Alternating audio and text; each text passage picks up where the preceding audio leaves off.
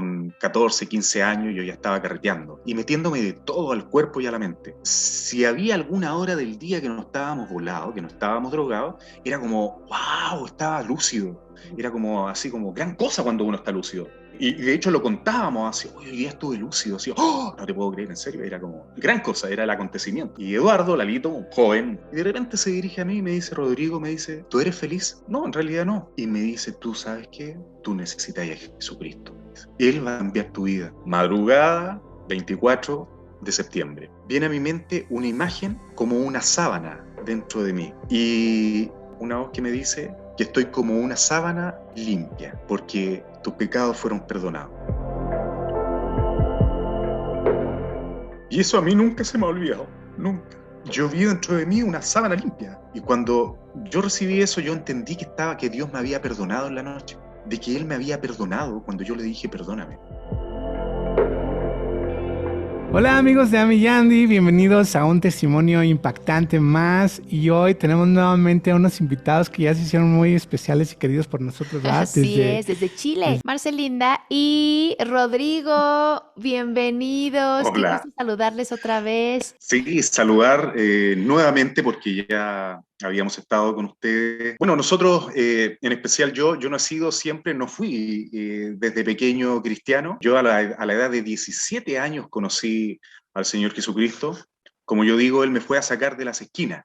Él me fue a arrebatar de los lugares, de aquellos lugares tenebrosos de la ciudad. Al borde de las comunas de Santiago están las comunas más peligrosas, a lo cual le llaman la periferia de Santiago, un barrio, la mayoría de la gente clase media baja. A la edad de 14 años, yo en el lugar donde vivía en Santiago, proveniente de una familia disfuncional, solamente éramos 3 hermanos, mi madre trabajaba todo el día, dejando ella fuera del hogar, entonces estábamos solamente nosotros 3, teníamos que arreglar el día entre los 3 hermanos, yo era el menor, y siempre teníamos que preocuparnos de cocinar, arreglarnos nosotros para ir al colegio. Nosotros veíamos lo que comíamos, lo que había en el refrigerador, si es que había algo, y si no, pan y té. Al pasar el tiempo, ya entrada la adolescencia, las alternativas de irse para el lado de la droga era muy cercana. Entonces, en el colegio, sobre todo, yo recuerdo que a la edad de 14 años probé la marihuana por primera vez, a la edad de 14 años. A la edad de 12 años yo ya fumaba cigarrillo. 14 años yo ya tenía la marihuana al ladito mío, los compañeros de colegio, ya llevaban sus paquetes de marihuana y yo estaba ya con la tentación ahí mismo. Y era muy difícil arrancar de eso porque al final si uno no lo hace, también queda como al borde o apartado de lo que los demás están haciendo. Entonces uno tampoco se quiere sentir así. Por lo tanto, fue muy fácil. El primero que cayó y sucumbió ante la droga fue mi hermano mayor, 4 años mayor que yo. Entonces yo con 14 años ya era muy fácil caer en la droga. Y sí, estaba en primero medio, 14 años, probé mi primer cigarrillo de marihuana y no fue difícil. Fue fácil. De a poco fui corriendo y caminando por esos caminos donde aparentemente no era peligroso. Era pasarlo bien quizás, pero ya después de 2 años de estar entre alcohol, marihuana y el pasarlo bien, dejé de ir al colegio, comencé a faltar mucho al colegio en segundo medio, ya con 15 años, ya me aparté prácticamente del colegio. Mi mamá creía que yo iba al colegio, pero en realidad no iba. Yo me hacía, aquí en Chile se le llama hacer la cimarra, que es un dicho, un modismo, hacía la cimarra, que era no ir al colegio. Me levantaba, me colocaba el uniforme, pero en realidad nos íbamos a la casa de cualquier otro compañero que estábamos en las mismas, hacíamos lo mismo, y nos arrancábamos a una plaza a comprar droga, a comprar marihuana y alcohol, evidentemente, de la mano, cigarrillos, y nos encerrábamos en más de alguna casa donde los papás tampoco estaban. Esto se da mucho en familias disfuncionales, entonces es mucho más fácil que el enemigo, ¿no es cierto?, y el diablo entre para robar la sanidad de las mentes de los jóvenes. Y es lo que hizo conmigo. Conmigo fue robando entre la ingenuidad, quizás, o la inmadurez. Comencé a meterme por un río ya un poquito más turbio, porque me empecé a drogar derechamente y abandoné el colegio, terminé abortando el colegio y comencé, aquí en Chile nosotros le llamamos, hay un término para los jóvenes que dejan la vida normal y comencé a carretear, ¿ya? El carrete, comencé a carretear con 14, 15 años, yo ya estaba carreteando y metiéndome de todo al cuerpo y a la mente. Sobre todo marihuana, que era lo más fácil, lo más accesible era la marihuana. Pero después de la marihuana ya comenzaron a venir las drogas más fuertes, pastillas que en los años 80 eran muy conocidas, sobre todo en sectores pobres, como eran octalidones, veradines, y toda la familia de los barbitúricos, y lo que se podía realmente. No. Yo me metía en la mente artanes, que eran medicamentos que tomaba la gente para la arteriosclerosis o para esquizofrenia. Fumar, aspirar neopren, aspirar alcohol, distintos tipos de alcohol, en fin, en realidad uno comienza y además influido siempre hay un amigo que hace algo peor o toma algo peor que uno y influye, oye, pero toma esto otro, y qué sé yo, con un poco de música, con un poco de luz a oscuras, era fácil meterse cualquier cosa al cuerpo y a la mente. Esto es lo más increíble, que no solamente de una familia disfuncional, sino que de una familia incrédula. Mi madre de base católica, a su manera, muy creyente en la Virgen, y no tenía ningún otro contacto ni con Biblia, ni con iglesia, ni con ningún cristiano. Y estas cosas son más extrañas aún porque no había ningún interés en nadie de los cercanos quienes me rodeaban, de interés de iglesia o de algún grupo religioso. Y de repente, por esas cosas de la vida, con 17 años de edad, yo intenté muchas veces a todo esto, fui llevado por estos ríos a delinquir. Y por ser menor de edad, de todas las veces que caí preso, caí detenido, nunca la policía, nunca los carabineros me internaron o me ingresaron a la cárcel por ser menor de edad, y tampoco me llevaron a una cárcel de menores. Y ese fue realmente gracia y misericordia de Dios, porque yo pude haber pasado en alguna cárcel de menores, pero gracias a Dios los carabineros y la policía siempre me soltaban. Me pegaron un par de veces los policías, me quitaban la marihuana y me mandaban para la casa. Varias veces me fui sorprendido con uniforme de colegio escolar, no estando en el colegio obviamente, estando en una plaza. Me tenían retenido todo el día, nos quitaban, nos requisaban la droga, la marihuana y nos mandaban para la casa. El caso de mi hermano tuvo un poquito menos de suerte en ese sentido en aquel tiempo, porque él sí estuvo preso. Una vez estuvimos los dos, lo pasamos muy fea, una vez porque nos ligaron a un robo importante de una gran empresa, que es una empresa relacionada con la empresa eléctrica que provee electricidad a todo Chile, y un grupo contratista nos denunció a alguien cercano a nosotros por robarse unos equipos relacionados con esta empresa, y nos tuvieron todo el día con la policía de investigaciones. Eso yo creo que fue la vez que yo más estuve cercano, porque pensamos que nos íbamos a ir ya presos definitivamente, y yo creo que fue una de las veces que más sufrimos. En fin, pasamos muchos sustos en ese sentido, pero Dios tuvo la misericordia de que nunca cayera preso. Y lo mismo que nunca me pasó nada en la calle. En la noche. Yo pasé noches yo deambulando, pidiendo plata por las calles de Santiago, lugares que hoy día yo no transitaría, pero jamás transitaría hoy día de noche por esos lugares, 2, 3, 4 de la mañana, toda la noche. Acá se le llama, cuando se pide plata en la noche, a los que piden plata le llaman machetear. ¿Ya? Yo macheteaba, es el dicho, el modismo popular para quien pide plata en la calle. Si alguien te pide plata, por ejemplo, uno dice, está macheteando. Y yo era un machetero porque para drogarme tenía dos alternativas: o macheteaba o robaba. Y las dos alternativas, la que viniera a la mano. Tuve en grupos que asaltaron y yo estaba ahí, pero no asalté directamente, pero estaba en el grupo, era cómplice de asaltar para poder tener dinero. Y estuve al borde un par de veces. Una vez me encontré con un hombre que era asaltante, me apuntó con el arma, me acuerdo, yo entre drogado, volado, con alcohol en mi cabeza. Yo recuerdo que él me puso la pistola en la cabeza y me dijo, te voy a matar, porque yo quería robarle a él la plata que había robado, un torro de dinero, en una calle muy peligrosa en Santiago. Muchos de los conocidos con los que en esa edad de adolescencia Y yo recuerdo hoy día o están presos o están muertos. Me encontré una vez con uno vagando por las calles, sin dientes, alcoholizado completamente, y yo me vi reflejado en un posible futuro mío, de lo que podría haber sido yo. Y así, cuando yo pienso lo que pudo haber pasado con mi vida, y por gran misericordia de Dios, hoy día estoy aquí. En una de esas tantas salidas, teniendo 17 años, yo había conocido a Santiago. Él estaba descarriado, alejado del Señor. Él era mayor que yo, tenía como 22 años en aquel tiempo. El Santiago tenía 22 años, sí, y yo 17. Y drogándonos, vagando por las calles, tomando de todo. Un día me dice, ¿sabes qué? Me dice, te voy a llevar donde el Lalito, me dice, Lalito te va a hablar de Dios. Yo lo miré así como raro, porque volado los dos. Uno mira así que me va a hablar de Dios este.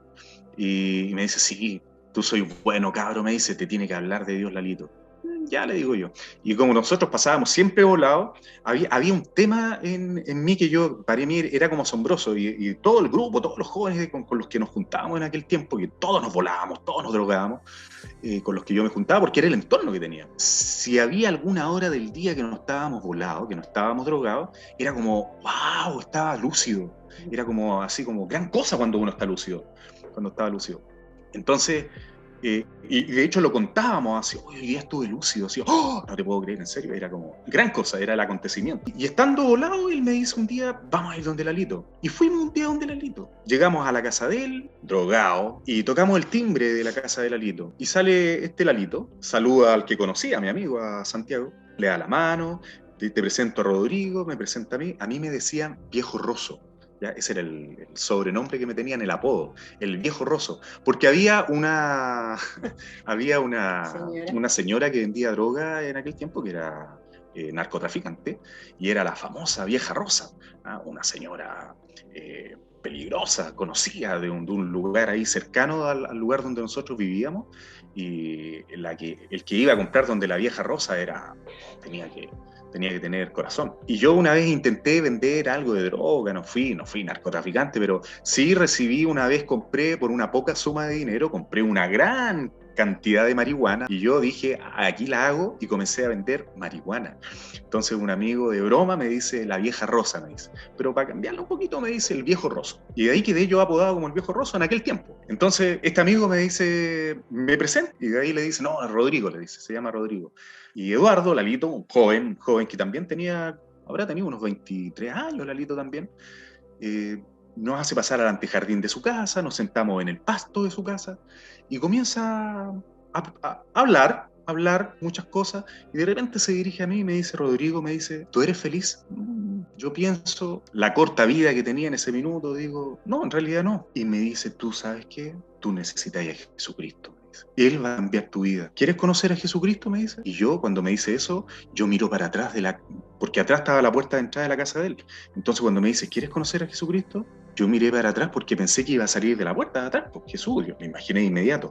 Este es un detalle cuando uno estaba volado. Yo estaba volado, con mi mente, tenía el efecto de la marihuana en mi mente, estaba volado.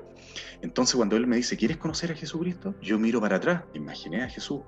Cuando uno está drogado, y atención esto con todos los que están escuchando, cuando uno está volado con marihuana, uno tiene mucha imaginación. Entonces cada vez que a mí me hablaban y escuchaba a Eduardo, de hecho, Lalo, cuando me hablaba del Señor, yo me imaginaba y pensaba, pero en colores, todo lo que él me decía. Yo me lo imaginaba en 3 dimensiones, en 4 dimensiones. Entonces él me dice, ¿quieres conocer a Jesús? Yo pensé que iba a salir un señor de barba, con una sotana blanca, de atrás de la casa. Quedo mirando y él me dice, no, pero conocerlo en tu corazón. Tú tienes que decirle a Jesucristo, me dice, Jesús, que venga a tu corazón, y él va a transformar tu vida. Si tú le hablas a él, y le dices que venga a tu corazón, él te va a transformar, él va a cambiar tu corazón y te va a hacer una nueva persona. Tú lo necesitas, háblale, me dice. Cuando llegues a tu casa, hazlo. Y listo, fue la conversación, me dice, ¿quieres que cantemos? Ya, le dije yo. Y fue adentro, tomó una guitarra y cantó unas canciones, para mí en ese minuto, canciones, coritos, canciones cristianas. Cristo ha cambiado mi vida y no la quiere dejar. Canciones como esa. Ah, qué lindo, dije yo, y quedé pegado. Y nos fuimos para la casa, yo me fui en absoluto silencio, me acuerdo, y me acosté en la noche, y seguía pensando, me quedé como ido, porque yo desperté al otro día y no dejé de pensar en lo que me había dicho Lalo. No dejaba de pensar. Nos volamos al otro día, nos levantamos. Mi día a día era levantarme, lavarme la cara, comer algo y salir a drogarme. Ese era el día cuando yo tenía 17 años, salir a drogarme. Pero después de volarme, me acordaba lo que me había dicho Lalo, venía a mi mente lo que me había dicho Lalo. Necesitaba a Jesús. Pero todos esos días, los primeros días de septiembre, cada noche, cuando yo llegaba a mi casa, 12, 1 de la mañana, 2 de la mañana, dependiendo del día, llegaba volado a mi casa, comía algo, me acostaba, me colocaba los audífonos para escuchar música, el cigarro. Mi mamá, de hecho, nos daba permiso para fumar a los 15 años y, de hecho, ella nos regalaba la cajetilla. Entonces, yo colocaba mi cabeza en la almohada, cigarrillo, audífono, y me acordaba lo que había dicho Lalito. Entonces yo a mi manera, en aquel tiempo rezaba, entonces Ángel de la Guarda, Dulce Compañía, Virgen Santísima, Padre Nuestro que estás en los cielos, todos los rezos que yo me sabía los decía, para ver si algo pasaba con lo que había dicho Lalito. Lalito me había dado una clave y yo me acordaba que tenía que pedir lo que me acordaba. Y pasaron varios días. El 23 de septiembre, con este Santiago, este Chago, a los Santiago le dicen Chago acá, salimos a carretear y otro conocido más de aquel tiempo, Marcelo, nos fuimos a una cancha, a un sitio eriazo, un lugar así, un peladero, con música, con 2 botellas de cerveza, una botella de pisco chileno, una caleta de marihuana, drogándonos, volándonos, música fuerte, riéndonos, jajaja. Quedamos locos. A todo esto, eso fue el 23. Madrugada, 24 de septiembre. A eso de las 3 de la mañana, llegando a la casa, mi madre, que a todo esto mi madre, a pesar de toda su disfuncionalidad, ella, aún así, siempre hacía lo que podía. Entonces ella estaba esperándome en la puerta de la casa y cuando me vio llegar, lo primero que hizo es pegarme un par de bofetadas, me zamarrió el pelo, me tiró el pelo. Este Chago que venía conmigo se iba a quedar conmigo esa noche. Él entró, me llamó la atención lo que me dijo, no lo recuerdo, eso sí, y nunca me voy a recordar. Me acuerdo de los detalles más importantes, porque a pesar de la locura en la que yo iba, con el alcohol y la marihuana que tenía en la cabeza, me acuesto en la cama, me coloco el cigarrillo, el audífono. Chago quedó roncando en la otra cama, habían 2 camas en la pieza, en el dormitorio, y se me viene a la mente lo que me dijo Lalito. Ese dormitorio era un dormitorio muy largo, angosto, tenía una sola ventana pequeña, que era una ventana, yo creo que tenía unos 60 por 40 de ancho, y el suelo era alfombrado. Siempre doy estos detalles porque son detalles que marcaron mucho el testimonio que siempre cuento. Era muy oscuro el dormitorio y alfombrado. Y con el cigarrillo al lado del velador o la mesa de luz al lado de la cama, un cenicero. Entonces, por lo general, la dinámica terminábamos el cigarrillo y apagábamos el cigarro y dormíamos. Y yo con el cigarrillo y el audífono, me recuerdo lo que me dijo Lalito, lo que había pasado varias noches, que venía a mi mente lo que había dicho Lalito. Y en ese minuto fue distinto porque en vez de reaccionar, ya sea haciendo un rezo, lo que dijo Lalo hizo otra reacción en ese minuto, porque me acordé de Dios. Y parece que en mi mente se posicionó Dios, pero no la figura de Dios que uno conoce de la televisión, Robert Powell en Jesús de Nazaret, no ese Jesús que conocemos, sino que se posicionó Dios en mi mente. Y cuando se posiciona Dios, yo me pongo a llorar, y comencé a llorar como cabro chico, como niño, comencé a llorar, a sollozar, y en ese minuto el cigarro saltó, porque yo no tomé el cigarrillo, el cigarro saltó de mi boca, lo solté, los audífonos me los saqué y yo comencé a llorar, y en ese minuto que yo lloré, de mi boca salió una palabra que transformó mi vida, que fue perdóname, porque yo le dije perdóname a Dios, porque pasó rápidamente por mi mente una imagen, pero rapidísimo, de una fracción de segundo, pasó la corta vida que yo llevaba, pasó rápidamente la mala vida que yo llevaba, la vida perdida que yo llevaba, pero muy rápidamente pasó por mi mente y el daño que yo estaba haciendo a mi mamá y en el entorno. Y cuando vino eso, me compungí y sentí una culpa tremenda y ahí dije perdóname. Y cuando dije perdóname, yo quedé lúcido. Todo el efecto que yo tenía o habría tenido en ese minuto se fue de mi mente.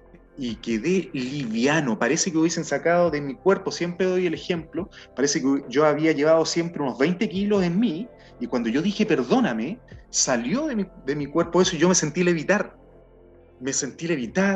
lúcido, y me quedé mirando, me levanté mi cabeza, porque yo estaba acostado, levanté mi cabeza y me miré la punta de los pies, traté de mirar la punta de los pies. Todo esto, estoy hablando que es... convergen todas estas situaciones en fracción de segundos. En mi dormitorio, el dormitorio clareó. Había una claridad, siempre oscuro, y había una claridad que era como celestina. Y algo que impactó mi vida, que después yo lo entendí cuando leí la Biblia, en mi rostro yo sentí un soplo. Siempre soplo al que está al lado mío para indicarle el soplo que yo sentí, porque fue un soplo, el clarear y el sentirme levitar, pero de liviano, porque yo sentí esa paz que después la leí, no la había escuchado jamás en mi vida, la paz que pasa todo entendimiento. Cuando yo leí en la Biblia, cuando Jesús dice mi paz les doy, no como el mundo la da, yo sentí esa paz en ese minuto, una paz después de decir perdóname. Sentí la paz que sobrepasa todo entendimiento. Y yo miraba a mi alrededor, lo primero que hice fue mirar a mi alrededor, miré a Chago que estaba durmiendo a mi lado, miraba mi cuerpo y quedé catatónico porque quedé lúcido. Y creía que flotaba, toqué la cama con mis dos manos y quedé catatónico. En silencio, mirando el techo, y no quería que se fuera esa sensación rica, riquísima que sentía, que nunca la había sentido. Yo había sentido todos los estados gratos para el cuerpo. El efecto del alcohol, el efecto de la marihuana, el efecto de los sidrines, de los octalidones, los que tomaron alguna vez esta droga en los años 80, 70, 90, me van a entender el estado de la anfetamina, el estado de toda la familia de las anfetamínicas, que es muy semejante al de la cocaína, que es un estado de paz, un estado estimulante, un estado que te hace sentir muy bien. Pues la paz del Señor, que sobrepasa todo entendimiento, es pero 1000 veces mejor a eso. Es una sensación espectacular. Y algo que es más sobrenatural aún, y que esto pasó al día siguiente. Yo no quería quedarme dormido esa noche, el 24 de septiembre del año 88. No quería quedarme dormido, para no dejar de sentir esa sensación tan rica. Me quedé dormido, sí. Cuando desperté en la mañana, estaba igual, me sentía igual. Y despierto a Santiago, al Chago, y le digo, Chago, y despierta el Chago con la resaca, me lo imagino, como despertó con la resaca, así abriendo un ojo, me dice, ¿qué pasa? Le digo, Chago, anoche me pasó, y le cuento esto y esto. Y el Chago me mira con dos ojos así grandes y me dice, te convertiste. Y yo le digo, ¿en qué? En cristiano, me dice. Ahora tenías a Jesús en tu corazón, me dice. Y se levantó como asustado, él así se empezó a vestir rápido, me dice, se viste muy rápido y me dice, anda donde el Lalito, me dice. ¿Y por qué? Le digo yo, él te va a explicar, me dice, anda donde él. Y salió así como corriendo, él como asustado se fue. Y yo quedé, y no hablaba nada. Y mi hermana estaba en la casa, mi mamá salía a trabajar, ¿no es cierto? Mi hermano se había ido para el norte de Chile, y yo quedé solo ahí, y con mi hermana cuando se levanta y nos encontramos en la casa, me queda mirando y me dice, vos estáis raro, me dice. Me sentía como extraño, tanto así que comencé a ayudar a hacer el aseo a mi hermana. Y ahí fue que ella me dice, vos estáis raro. Y comencé a hacer el aseo en silencio. Estaba yo, mi mente no dejaba de pensar. Y no sentí ganas de fumar, no sentí ganas de hacer nada de lo que hubiese tenido ganas. Y de repente viene a mi mente una imagen como una sábana dentro de mí. Y una voz que me dice que estoy como una sábana limpia, porque tus pecados fueron perdonados. Y eso a mí nunca se me ha olvidado, nunca.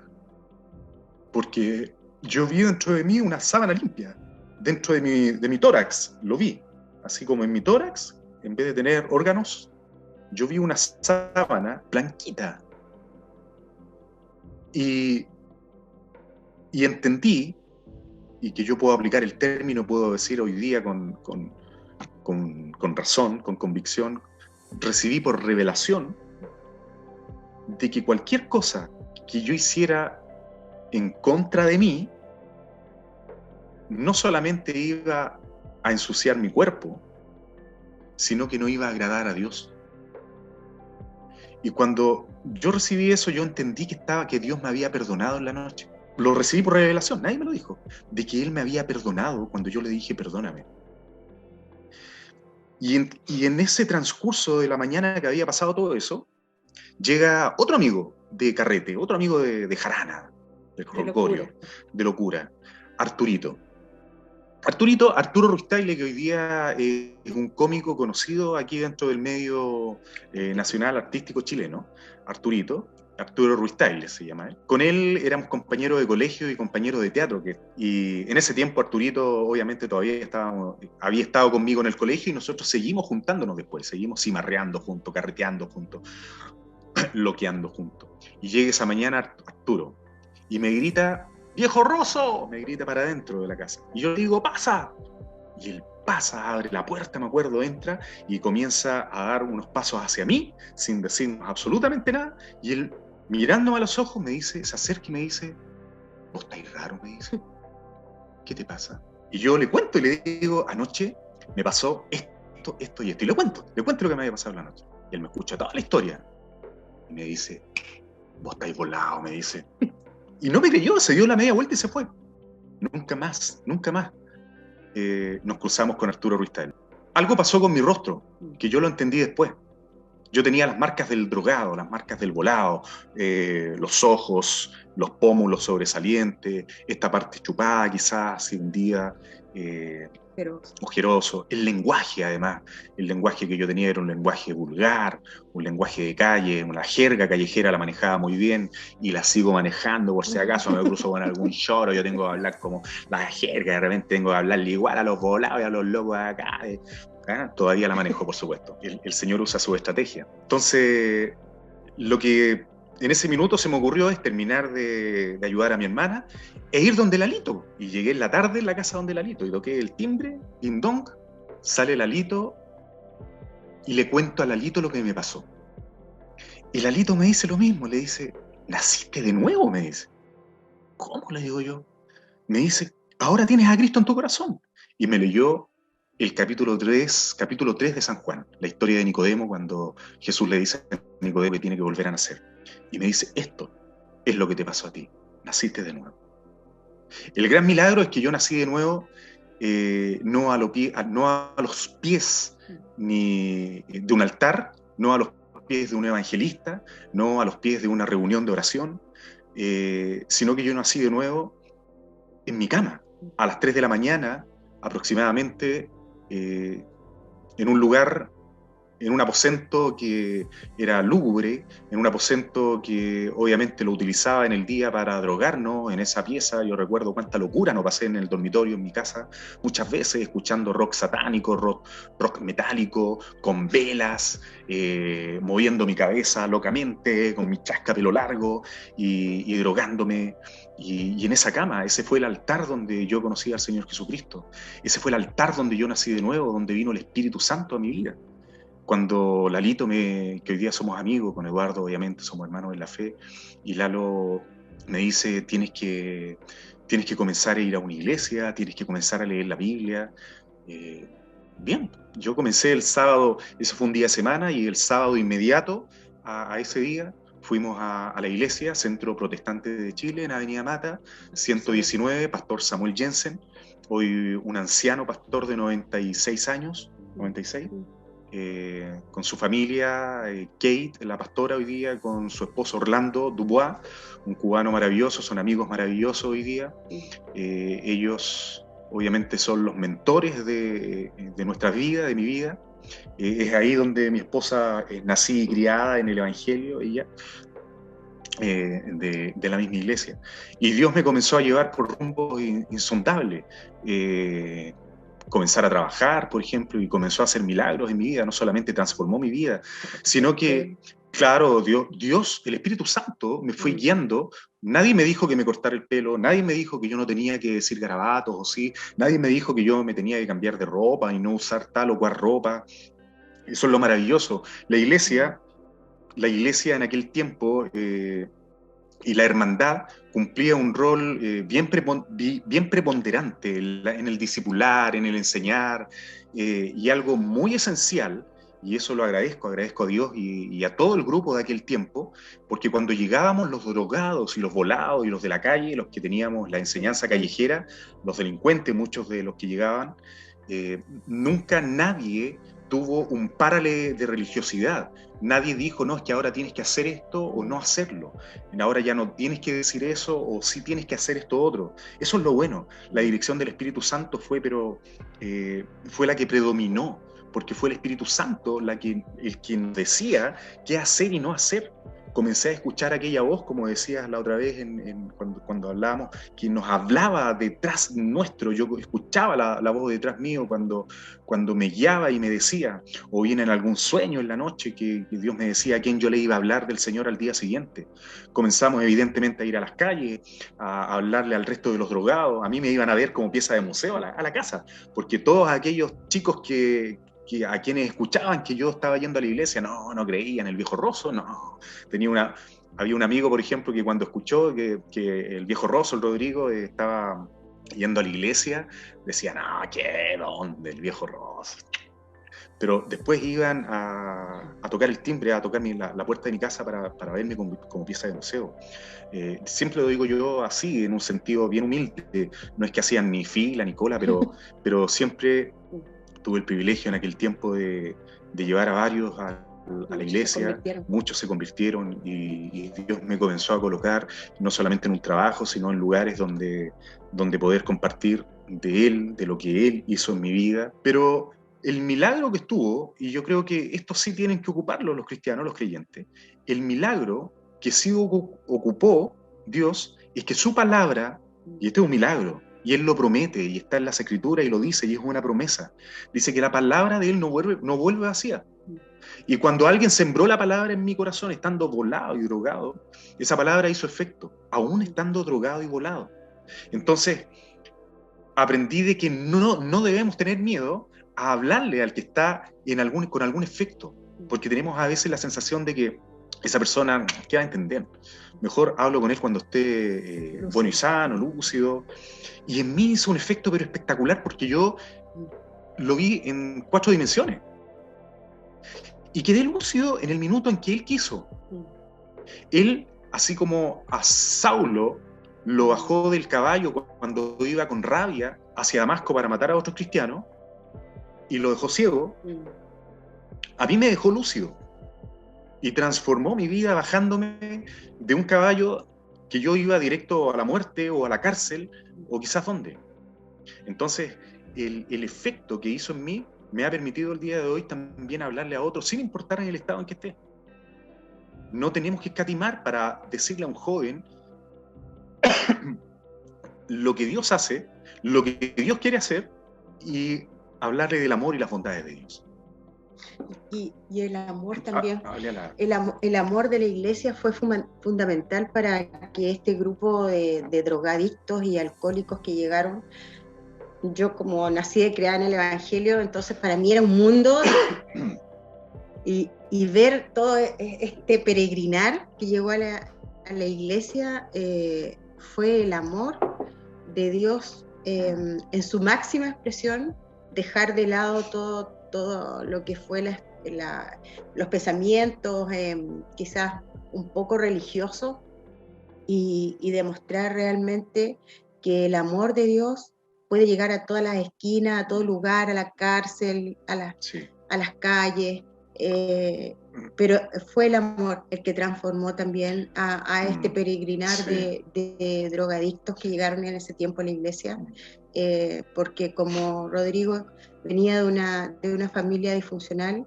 el poder abrazarlo, el recibirles, el demostrarles el amor del Señor, para él también fue fundamental. Y quizás yo creo que también debería contar. Sí, es importante eso. A ver, yo nunca había escuchado a un hombre que me dijera te amo. porque creciste sin papá. Claro, no había una imagen paterna, de hecho. También con una madre que nosotros le llamamos, denominamos analfabeta emocional, ¿ya? Hay un grupo, hay una generación de adultos que son analfabetos emocionales porque no recibieron cariño, no recibieron el contacto, no recibieron palabras de amor cuando los miraban a los ojos. Y esa generación de adultos hoy día, que son ancianos, la mayoría de ellos, entre ellos mi madre, no tuvo tampoco un padre, una madre que también le entregara este cariño. Por lo tanto, el efecto dominó, también yo tampoco recibí de ella. Yo recibí de ella la comida, la provisión, ¿no es cierto? Una madre que se preocupó en extremo, que trabajaba todo el día y no estaba en la casa porque tenía que cuidar o llevar el pan a la casa. Pero esta vida sin afecto es una vida pobre. La vida sin afecto, sin ningún tipo de afecto, es una vida pobre. Y en la calle, la gente que es de calle, los jóvenes que son de calle, son pobres, son miserables. ¿Por qué? Porque no viven con afectos. Entonces, cuando yo llegué a la iglesia, lo que yo encontré fue este amor, el abrazo, que me abrazaran al entrar a la iglesia, al llegar, un abrazo de verdad estoy hablando, no el abrazo religioso del Dios lo bendiga, que es la mano, ¿no es cierto?, clásica, casi cliché, ¿va? Dios te bendiga hermano, qué sé yo, eso es muy cliché, pero de verdad, yo agradezco el tiempo y el mover del Espíritu Santo de aquel tiempo. Era un mover poderoso y sobrenatural que estaba haciendo en la iglesia, porque cuando llegaban personas como yo, jóvenes como yo, nos abrazaban con ternura, con amor de Dios, al decir te amo, Dios te ama. Y eso era, yo lo sentía, yo lloraba, yo lloraba, mire, yo estuve por lo menos un año llorando, no tanto, tuve meses llorando porque yo iba a la iglesia y era llorar, yo me iba después llorando para la casa de puro amor, y con quien me cruzaba le decía, encontré el amor, Dios me ama, Dios te ama, y era puro amor, encontré el amor, yo había encontrado el amor de verdad, el amor puro, el amor ágape. El sentirte y el traspasar al corazón del otro con un abrazo es fundamental. Te levanta, te repara, te transforma, te anima, te sana, sanó mi corazón y por sobre todo yo creo que llenó, así como cual vasija que se tiene que llenar, ¿no es cierto?, como el estanque de combustible, lo dejó a full. Y yo tenía para entregar, salía por los poros de mí. Entonces se necesita recordar las dos sencillas lecciones de Jesucristo, dos lecciones básicas y poderosas que dejó callado a todo el resto de religiosos de la época de él, cuando dice, solamente dos cosas son importantes: ama a Dios por sobre todas las cosas y a tu prójimo como a ti mismo. O sea, si eso nosotros somos capaces de hacer, ganamos el mundo. Yo creo que uno de los últimos de aquel tiempo del lugar donde yo vivía, en Cerrillo, que recibieron este milagro. Fuimos muchos los drogadictos que salimos de la esquina y que Dios nos fue a buscar ahí. Varios de ellos hoy día son pastores, maestros, evangelistas, misioneros. De hecho, aquí al lugar donde nosotros llegamos, aquí en el sur, en Mariquina, y llegamos por un viejo amigo y pastor, Manuel Jiménez, pastoreando una iglesia también, un grupo de jóvenes, él siempre trabajando con jóvenes. Para ir sellando un poco el testimonio, hay muchos padres de iglesia, muchos padres que han tenido toda su vida la corbata puesta y la Biblia en la mano. Madres que no han dejado de asistir a una escuela dominical o a una reunión de oración. Y sin embargo, más de alguno de sus hijos está preso en alguna adicción, está en las calles, sometido y ha sucumbido a la drogadicción, en un grupo, en una pandilla quizás, y quizás otros están presos, están privados de libertad.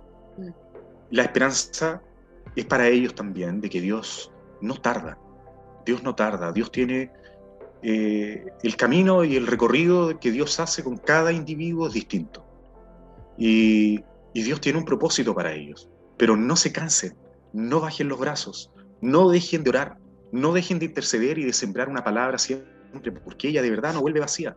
No dejes de abrazarlo y decirle te amo a pesar de. Dios tiene un propósito y Dios de alguna u otra forma va a hacer lo que prometió. Amén. Amén. Pues qué maravilloso testimonio. Y yo sé que esto va a ser de esperanza para muchos que están buscando esa respuesta, buscando esa salida.